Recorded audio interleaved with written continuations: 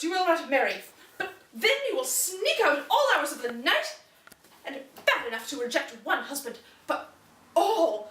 Oh, the shame you bring upon our house! With your brothers dead in the war, how shall your father and I have any grandchildren to take care of the home? Do you care for nothing, Thekla? Nothing? Not for your duty as a daughter? Not your love for me? Not for your appearance? Good gods, those old plain dresses you wear. Have your father and I not provided finery fitting for your status? And your hair, why, you wear it up in kerchiefs like an old maid. Oh, you will never find a husband who wanted you, even if you wanted one. I still like you. Oh, woe is me!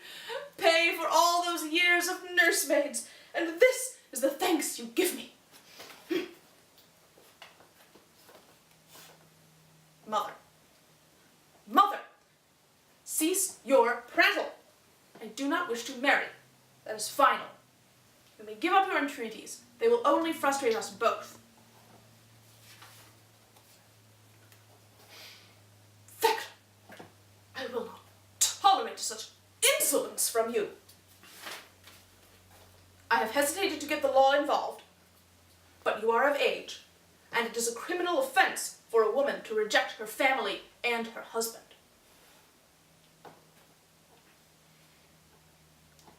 Do as God speaks to you, Mother. In the holy name of Jesus.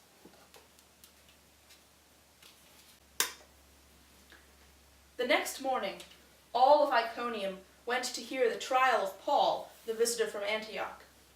Though he had been sentenced to death, when he was allowed to speak his part before the court, he swayed the hearts of so many present that even some of the men had to force away a tear. The judge, worried that any more speech would throw the room into chaos, ordered him to stop and ruled that exile would be a fitting alternative. Paul gathered his followers quickly, and they left the city that evening before sunset. Hearing that Paul had left, Thekla grew more distraught and quarreled constantly with her mother.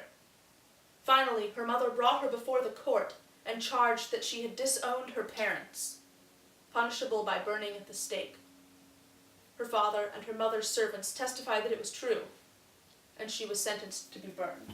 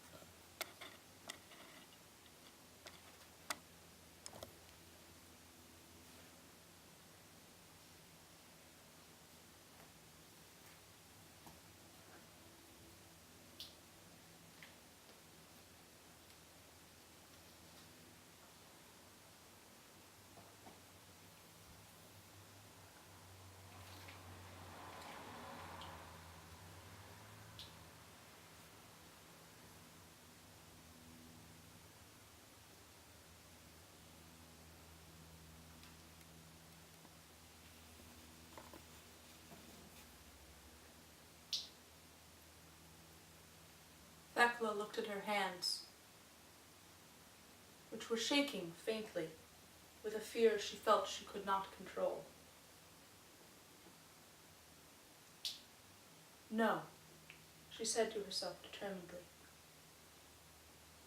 When Paul faced death, he did not balk, but kept his faith in God and focused his mind on prayer. So too did Jesus, didn't he? And though he faced death, he knew that a better world awaited him. At least I shall die a virgin.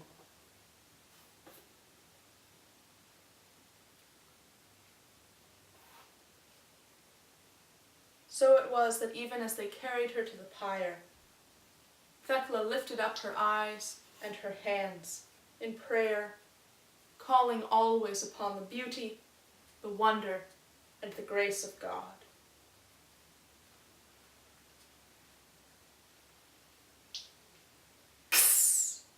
At the hour of twilight, the first spark was struck. Thekla prayed once more, and suddenly A violent thunderstorm moved over the square. It pelted the crowds with rain and hailstones the size of fists.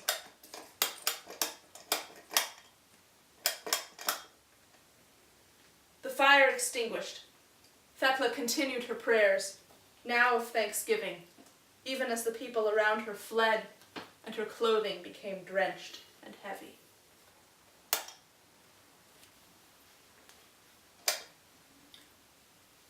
When the storm had cleared, people returned and began accusing Thekla of witchcraft. "It is not safe to have her in the city," they implored their leaders. "Exile her. We are not safe." "If we release you, will you promise never to return?" the judge asked Thekla. "You have rejected the saintly Paul, and through him our Lord Jesus, so it is only right that I follow them. I have no place in a city that denies the Lord, or where mothers teach their daughters naught but fear and hate."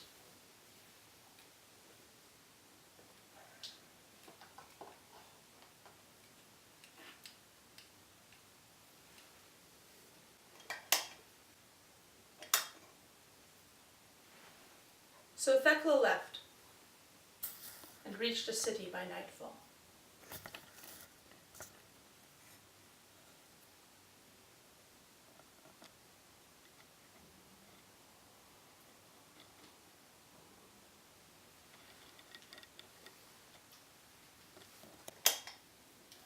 Before long, she found Paul and the other Christians, camping in an abandoned courtyard as before.